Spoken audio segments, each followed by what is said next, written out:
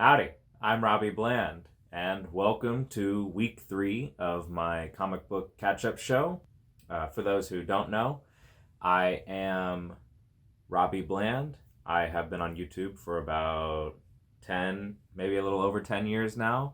I mainly post to Bland Clan Videos, my main channel, where I do stop motion animation. I have long wanted to be more forward-facing, have my face in the camera, my voice attached to my body, instead of, just being behind the camera animating. And so this show really is kind of best of both worlds. We get to talk about comics, I get to practice talking to the camera, and along the way, hopefully we'll discover some new books. If you don't know, comic books come out every week on Wednesday. That's New Comic Book Day. I go every week, haven't missed a week in years, and I have wanted to start a show to talk about comics. And I figure the easiest way to get the ball rolling is to just talk about what I picked up that week, what I'm reading, give some quick thoughts about it, some recommendations, maybe even turn some people onto some books that they aren't aware of, get eyes on comics. That is what I want to do. I love comics. I love people reading comics. I love talking about comics. Now we have a show to do it all. So without further ado, let's talk about comics.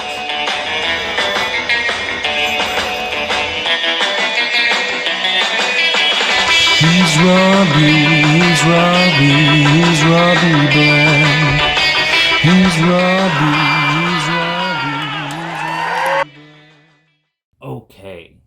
Okay.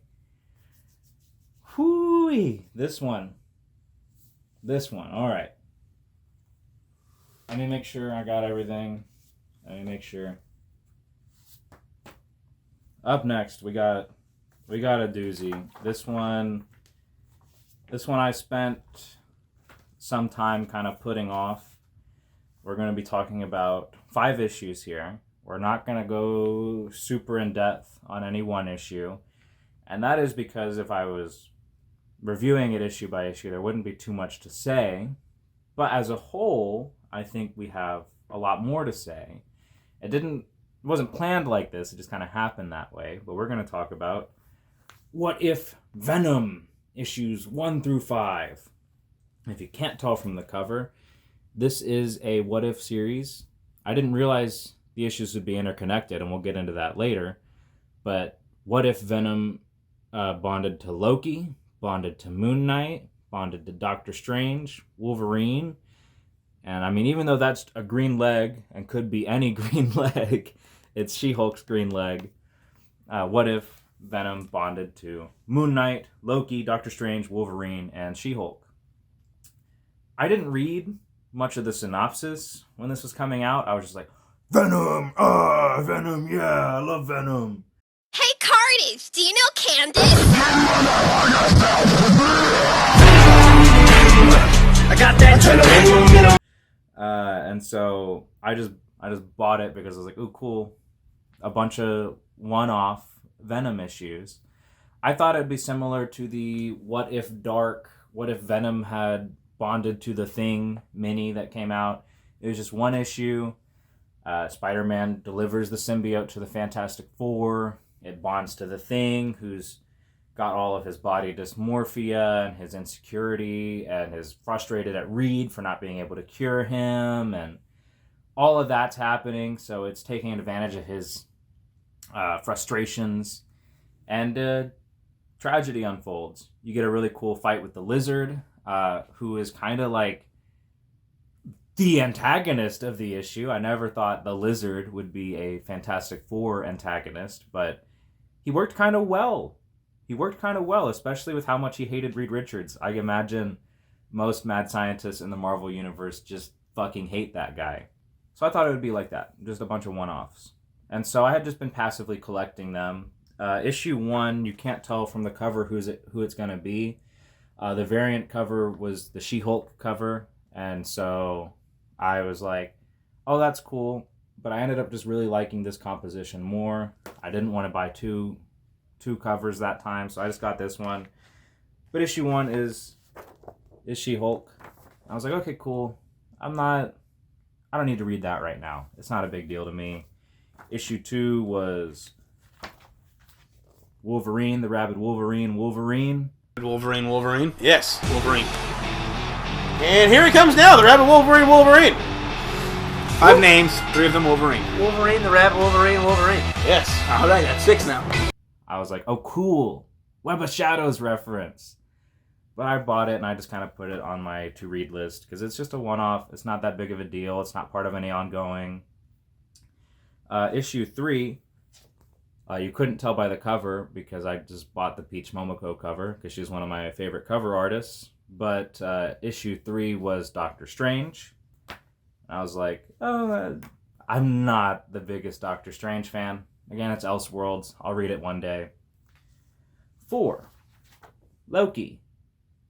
You might remember in the last episode, I said I have a rule, generally, that if I've bought 3 issues and I haven't read them, I shouldn't buy the 4th. Unfortunately for me, some rules can be broken. I bought issue 4 just because I was like, Venom! I love Venom.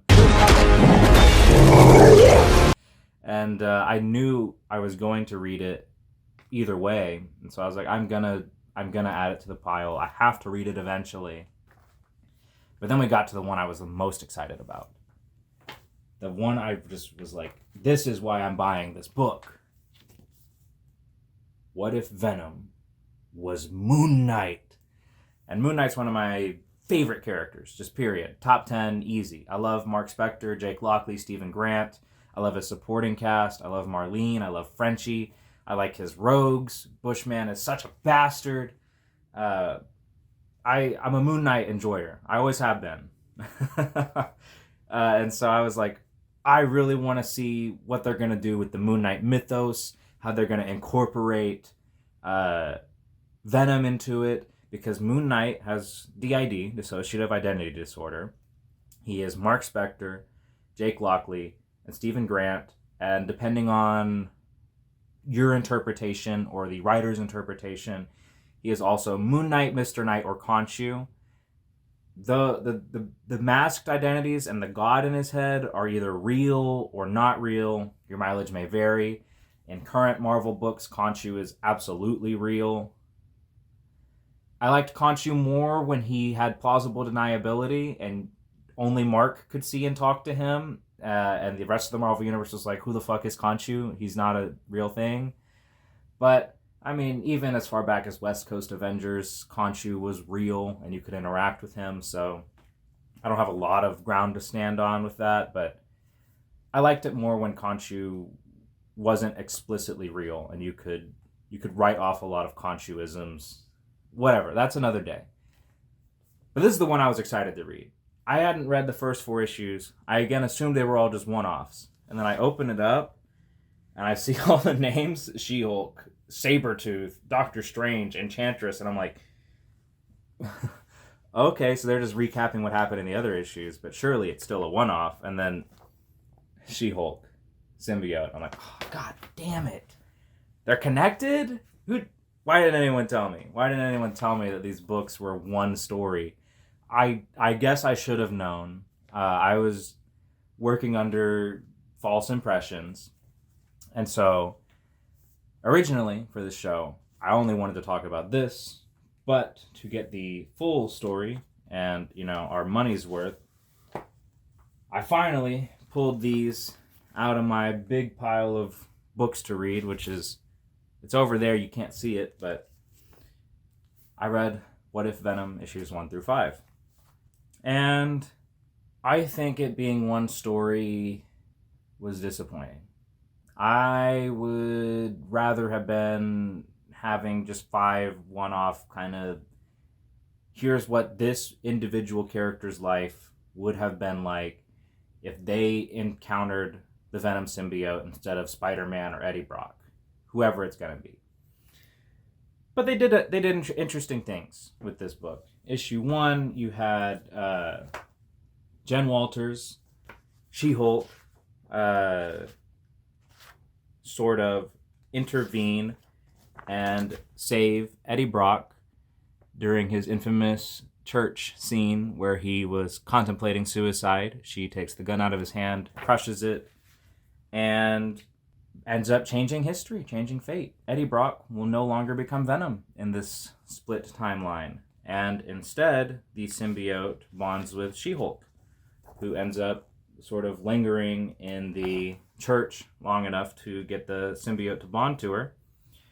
I liked this little moment here where it's starting to bond, and then Eddie Brock, who by all intents and purposes is still kind of a good guy underneath all the assholeness, throws his broken gun at Venom, but I would never want to stare that down either. And Eddie Brock runs away and is called a coward. And so I liked that little moment where Eddie Brock was still relevant to the Venom story, because to me, Venom is Eddie Brock. You know, with the suit, obviously, together they are Venom, but... For the last time, Parker, our pronouns are they, them. Not because we are non-binary, but because we are literally two niggas. I'm not a big other host enjoyer unless it's Flash Thompson. I feel like Flash really earned that mantle in a way other characters don't. I understand this is a bunch of one-offs and it's not about Eddie Brock, but I got my hopes up. And I thought, okay, we had that little moment where Eddie tries to stop the symbiote from taking over She-Hulk. Maybe he will be in the background of this story trying to stop the symbiote with whatever it's going to do now that it's taking over She-Hulk. But no, he leaves. He leaves the story and he doesn't come back. There's 4 more issues. Eddie Brock is a non-factor. And that's fine. It's a what if. It's an Elseworlds. It doesn't matter. So then we get kind of our symbiote cliches. The symbiote takes over Jen and goes on a rampage. Obviously, Jen doesn't like that. It's feeding on, the gamma energy, which unleashes her inner rage and whatever. But when Jen goes to sleep at night, the symbiote takes over. And it does, I'm trying to get this to work right. It does symbiote things, runs around, does kind of some Venom heroism where, I'm going to save you, but I'm going to eat the bad guy. And it's hard to really gather what Venom's goals or motives or anything is when he's bonded to Jen. Again, I got my hopes up. I was hoping, because we're taking Venom from being separated from Spider-Man, that even if Eddie Brock won't be in the story, maybe Spider-Man will be, because the symbiote should still be really, really mad at him right now. And so maybe in bonding to Jen, it would try to ruin Spider-Man's life. Maybe we'd get Jennifer Walters showing up at Spider-Man's apartment to terrorize Mary Jane, but no, Spider-Man is not in the story. It's a non-factor. It's just the symbiote takes over Jen at night, so she's always tired because she's never getting enough sleep, which happened to Peter Parker. And that's it. It goes on rampages. It might be stopping crime. It might just be hurting innocent people. There's a scene where Jennifer Walters is in your typical hobo fire in Central Park around a trash can, and they're talking about the Central Park boogeyman, and then Jen just attacks these guys. There's no indication that they are bad guys or criminals in any way. They're just seemingly homeless guys. Yeah, they're not carrying guns. They're not robbing people. Venom just shows up and says, "I'm gonna eat you." So I guess this Venom is just kind of a bad guy. I don't know. It wasn't really working for me. The art is phenomenal. I like the She-Hulk Venom design. We got this really cool sort of splash page here where you see Jennifer Walters at work doing, her lawyer stuff by day, and at night Venom gets out and about. We had this scene here where Sabretooth shows up. He's wearing a sonic device, so immediately Sabretooth knows Venom's weakness. Cool. It's a brief fight, but a cool fight. Sabretooth can really fucking throw down even with a hulked out fucking venomized person, which is an impressive feat to be able to match. But Jen, in the internal narration box, says that she has spent years being a slave to the symbiote's impulses. And again, that kind of threw me off. I'm like, years? It's been years? Jen has been bonded to the symbiote for years and is... What is that? Like, in the story, it feels like it's only been a few days, maybe a few weeks. But, like, Spider-Man had the symbiote and took it to Reed Richards to get it analyzed and tried to figure out what's going on with this thing. Jen is a reserve member of the Fantastic Four. Why wouldn't she go to the Fantastic Four and be like, hey, what's going on with this? Because, like, that's exactly what she would do, and they would recognize the symbiote, and something would be done about it, unless the symbiote has just been damaging Jen's life long enough to destroy her relationship with the Fantastic Four. Like, even at the lowest point, Ben Grimm, like one of her best friends, would show up and be like, hey, are you good? What's going on? I see you're wearing all black these days. Someone die? Need some company? I don't know. This wasn't a really good exploration of She-Hulk with the symbiote. It didn't really explore what changed that much. But so much did.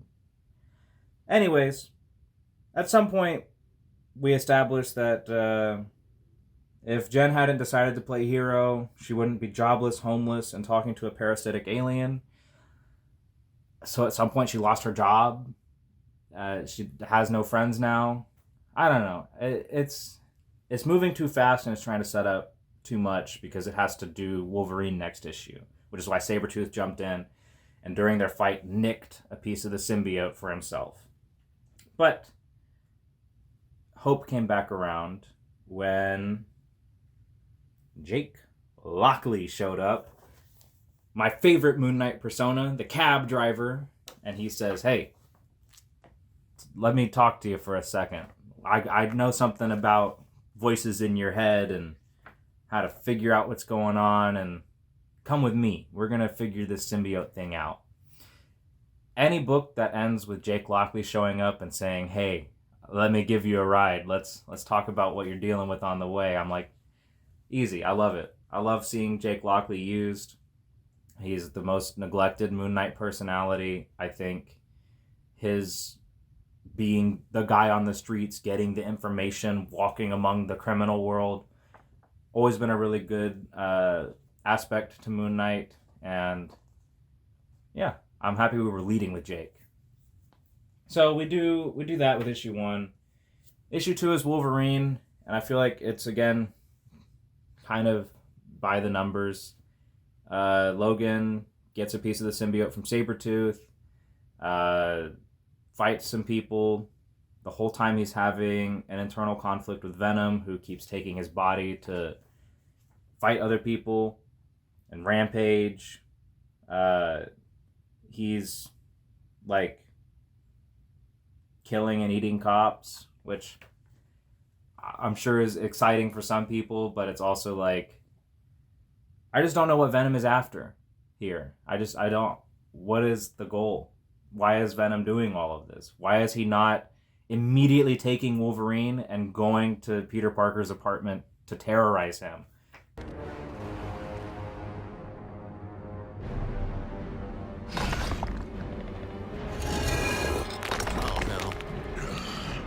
Finally, the biggest guy in the bar. Because we're not in Lethal Protector era. We're also not in Spider-Man's Nemesis era. We're just in I'm Venom and I'm evil. He doesn't even talk about taking over the world, which is the most boring thing to do with Venom. So I don't know. I don't know what's going on or why any of it's going on. I liked the Wolverine character work. I liked him using his relationship, his advising, his counsel from the X-Men and Charles Xavier to stand up to Venom, who is weaponizing his Weapon X flashbacks to keep him mentally in a chaotic state so that he can't resist being possessed.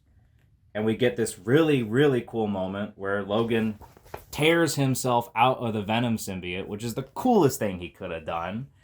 And yeah, overall, despite the complaints of earlier, I like that. I love seeing Logan just sheer force of will tearing himself free of the Venom symbiote. You could argue it's because this is a weaker version because it's just a little piece that got grown into a full Venom, which is another weird aspect to this story. There's no Carnage or other Venom spawn, like Scream or Riot or whatever. It's all pieces of the original Venom symbiote that get their own autonomy and agency and sentience, basically, but are still connected to the original. I don't know. It's just kind of weird. I don't get it. They're taking some interesting routes with this, but it ends with the setup we're gonna get at the end of most of these issues, which is Stephen Grant shows up and he says, "Hey, I'm rich. Get in my limo and let's go figure out what's going on with the Venom symbiote." And yeah. Logan is like, "Leave me alone, you rich asshole. I don't care about you. Stephen Grant, the billionaire. Go find another poor person to talk to. I'm not going to be your charity case." It was cute. It was a cute little interaction. I think the Wolverine issue worked a little bit better because there was less time skipping and just more focus on this is Logan interacting with the symbiote and how does their dynamic work. Whereas She-Hulk was more of like, all right, She-Hulk gets the Venom symbiote and then you fast forward and now she's homeless and has no friends and none of her people are helping her, and I don't know. I didn't like the She-Hulk one that much. The design was really cool. All right, Doctor Strange. This one was the weirdest because Doctor Strange immediately figures out the symbiote is no bueno. He contains it. He brings it kind of with him to the Sanctum Sanctorum, sort of unknowingly because it attaches itself to his cape. We get a brief interaction with Wong where Wong references how he's going to leave this book to go watch TV with his friend Madison from the MCU. Of all the MCU synergy, this one is kind of the least harmful. It's kind of cute for Wong to have a TV friend to go hang out with. I don't know how that's gonna affect your diehard Wong fans from the comics, if there are that many of you guys, but like kind of introducing Darcy in the Scarlet Witch run, I'm very indifferent to that. I just noticed it and thought it was worth bringing up. But so Strange meets the symbiote, contains it, goes home, and then encounters the Enchantress, which is cool. Oh, we're gonna get a Doctor Strange and Enchantress fight. Why is she here? Why is she fighting Doctor Strange? She won't explain. She's just there to fight Doctor Strange. And the entire time is switching between trying to seduce him and trying to fight him. And while they're fighting, Doctor Strange, the Sorcerer Supreme of Earth, the most capable magician around, is struggling against the Enchantress, which just goes to show how powerful the Enchantress is in her own right as one of Asgard's top magicians. But Venom is like, "Hey, let me help you. Hey, let me help you. Hey, let me help you." And I just didn't feel like the stakes were really all that hard, where Doctor Strange was backed against a wall and needed to bond with the Venom symbiote to beat the Enchantress. I feel like it's one of those things where, like, yeah, he's going to struggle a bit, but he'll figure it out, especially on his his home turf, the Sanctum Sanctorum, he'll beat the Enchantress with time. Maybe Wong will come back to the Sanctorum for a piss break and help out. But I didn't really buy Strange feeling desperate enough to bond with Venom. But it kind of worked out because, damn, that's a cool fucking design right there. And the full thing is fucking freaky, dude. Look at that. That is freaky as hell. And so Venom bonding with Doctor Strange, creating that really cool design. I think it's one of the strongest ones in this What If. Venom and Doctor Strange are now better at magic because Venom can use Doctor Strange's spells now. And they make short work of the Enchantress. I just kind of like, whatever, you know? Just kind of like, yeah, I guess they can do that. That's fine. The design is really cool. I'm with it. But yeah, the fight ends. Doctor Strange is like, all right, we're done now. You helped me beat Enchantress. Get off of me. And he pulls Venom off. And it's kind of easy for him. Venom does make it hard. But just as they're struggling to be separate from each other, Mark Spector walks into the Sanctum Sanctorum and says, hey, come with me. We're going to figure out the Venom situation together. And Doctor Strange is like, sure. Why not? Then we end with issue 4 being about Loki. And you're like, okay. Loki. What's going to happen with Loki? Obviously, it's going to be related to Enchantress somehow. What's going to happen? Is it going to be cool? Is it going to be interesting? The design is phenomenal. And then you open up. What if Venom had bonded to Loki? And then it's Moon Knight panels. And I was like, okay, so we're developing the B plot with Moon Knight then. We're finally getting a Moon Knight reveal. And the issue is not about Loki. You don't see the Venom symbiote bond to Loki. You don't see how he interacted with it. You don't see the dynamic that Venom and Loki have together. Are they working together? Is one of them taking advantage of the other? Because Loki's the trickster god, and in this book, Venom has been the manipulative boyfriend who's like, I'm going to use your trauma against you, and you're going to do whatever I say, and you're not going to go tell anyone or talk to anyone because you're me, and I'm you, and we're us. My favorite thing about it, and it took me a minute to realize, is the entire issue is from Moon Knight's POV.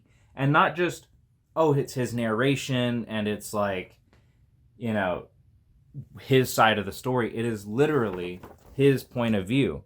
Like, that is him waking up from his bed, which is a coffin, and turning off his phone alarm. Awesome, by the way. And then the only time you can see his face and his body is when he looks in a mirror. I kept thinking, what's with all these mirror pick a clock panels? Like, why does he keep looking in a mirror? Is it symbolism for whatever? And I mean, kind of, you could argue it's symbolism for his perspective on identity and how the Venom symbiote is warping it. But it really is literally just his POV. And you realize that once you get a few pages in and it starts to set in. This book established a new supporting character for Moon Knight, who I have never seen before. And I own like 99% of Moon Knight issues, but his name is Nkantu, and he is a mummy. And I'm like, who is this guy? I've never seen him before in my life. Nkantu, the mummy secretary for Moon Knight and the Midnight Mission. Where is his other supporting cast with the vampire lady and the soldier guy and the therapist and Tigra? Where are they? Where's 8 Ball? Anytime 8 Ball's not in panel, everyone should be asking where 8 Ball is. 2. Whenever Poochie's not on screen, all the other characters should be asking, "Where's Poochie?" So okay, Elseworlds. It is also set in a kind of a different point in continuity, even though Moon Knight shouldn't have the Midnight Mission way back in the fucking 90s when Venom was really coming around. They're playing it fast and loose. It's again Elseworlds. It doesn't matter. So I guess to keep things streamlined, take Moon Knight supporting cast, push him to the side, and just create this OC. He's fine. He's kind of quirky. He doesn't really do much. The plot is about Moon Knight having a Groundhog Day where he's in this kind of never-ending wake up, go to sleep cycle that the Venom symbiote is putting him through. We get pretty cool panels of Khonshu becoming Venomized, which I did not expect. That was a very pleasant surprise. This is not the coolest look at him, but yeah, that's Khonshu. That's the Egyptian god of the moon right there. He's been bonded to the Venom symbiote, but not physically, mentally, because Khonshu doesn't have a physical form in this book you can access. We get another really cool shot here where the Venom symbiote kind of first takes over. He becomes this giant maw just looking down at Moon Knight. That was cool. And the issue is just Moon Knight figuring out that Loki is the one behind all of this. He has somehow gotten a hold of the Venom symbiote. We never see how. And he wants to collect all the other Venom symbiotes. Okay, that's fine. It works. I'm in. I like it. We get a really cool panel to end the issue where Loki, as Venom, is manifesting as one of Jake Lockley's dance burlesque entertainment shows within Mark's mind. She doesn't look like Marlene, even though in the comics Jake says she always looks like Marlene. I guess whatever, different continuity. Marlene had blue hair in this timeline. But we get this really cool shot of a Loki that has been dancing. That's fine, but there is a point, because then I finally got here, and by this point my expectations of what this book would be were completely different than what I thought was originally happening.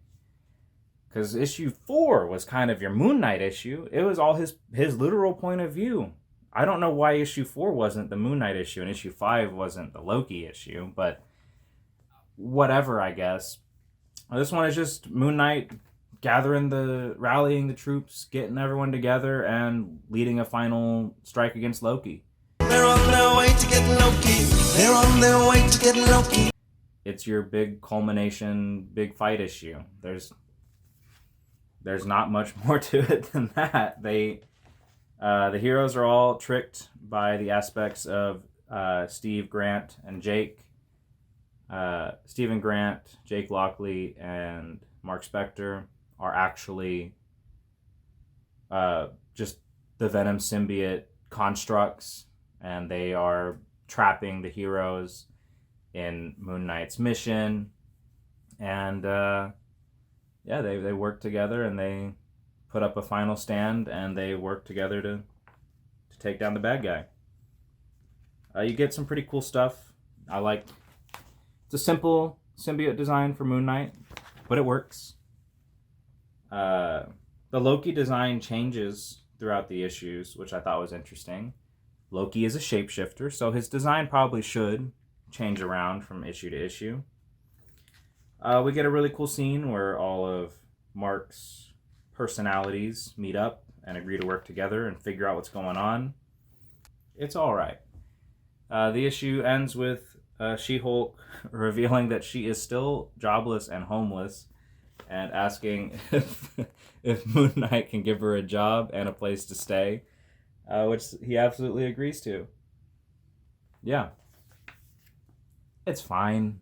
I had such different expectations going into this, and maybe that's my fault for not reading the solicits more closely. I don't usually read solicits anyways. I just walk up and I pick whatever's on the shelf that looks interesting to me. Sometimes I flip through it.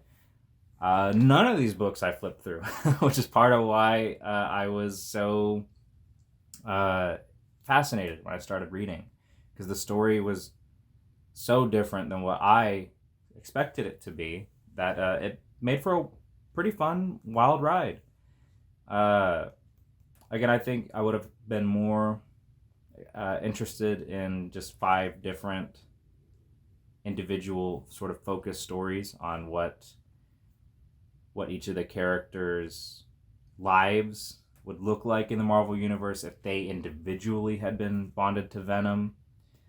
But for what we got, despite some missed opportunities and some lack of exposition where I would have wanted more, like, why, when, how did Loki get the Venom symbiote? Assuming, probably from the Enchantress somehow, but we never see that happen. What's Venom's even motive here? Was he just being manipulated by Loki the whole time? I don't know. It's fast, it's fun, it's got a lot of cool Venom designs in it. I think that alone is worth the price to enter. It's a good time. I think I missed the credits for our creative team here, so I will list our creative team of writer Jeremy Holt, artist Jesus Hervas, colors from CC De La Cruz, with letters from VC's Ariana Meher. Issue 3 had an inker with Cam Smith and pencils from Manuel Garcia. Issue 4 had a different artist again. We had Jeremy Holt with writing. Then we had Diogenes Neves with the art. Issue 5 was our big culmination issue. We had writer Jeremy Holt still with artist Jesus Hervas and Geraldo Borges. Colors still from CC De La Cruz and letters from VC's Ariana Maher. Yeah, I liked What If Venom issues 1 through 5, despite the seeming complaints or I would have liked this more talk from me. It was a good read, and I'm happy I sat down and read it all as one story. I think it would have been harder to keep up with had I just read it one off each month and each time had to remember that it was a contiguous story. Only one way to find out! And with all that said, this has been my 2-hour comic book catch-up for this week. This one's going to be fun to edit. I flubbed up a lot, but had a good time. There were some interesting reads. I hope I didn't spend too much time just recapping stories, and hope I got to talk about substance a little bit. If you want to know what else I do, I do stop motion animation on YouTube under the name Bland Clan Videos. I just put out a new video, Beta Ray Bill versus Starfire. This month in June, I have 2 very short videos coming out. They're sort of oddball matchups. We'll see when they drop. They're filmed already. I'm just working on getting them edited. I have recently begun experimenting with YouTube Shorts. I've been clipping my content, but also re-editing some things. I'm now doing these like little verses edits you see here. Those are exciting. Beyond that, check out my best friend Caleb King's Kickstarter for his comic. I'm gonna just replay the segment from the first week. I think that was just the perfect way to talk about that.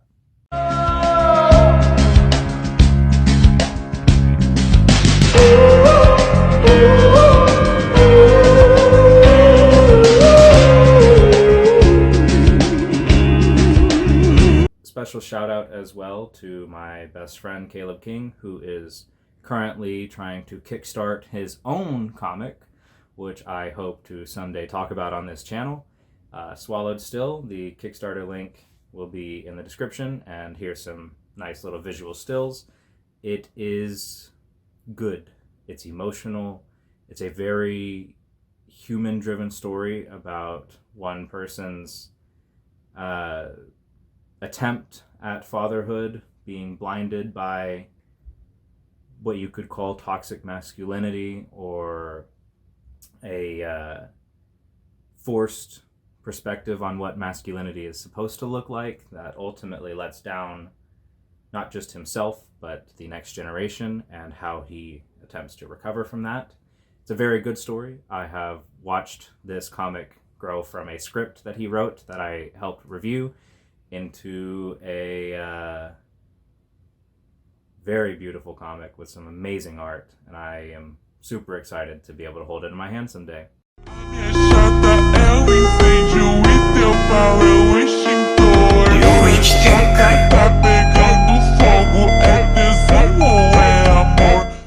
You should also be on the lookout for trying to talk about Civil War and Late Night with the Devil, the movie talk show I do with my friend Israel. He is currently editing our most recent episode where we talk about those two movies.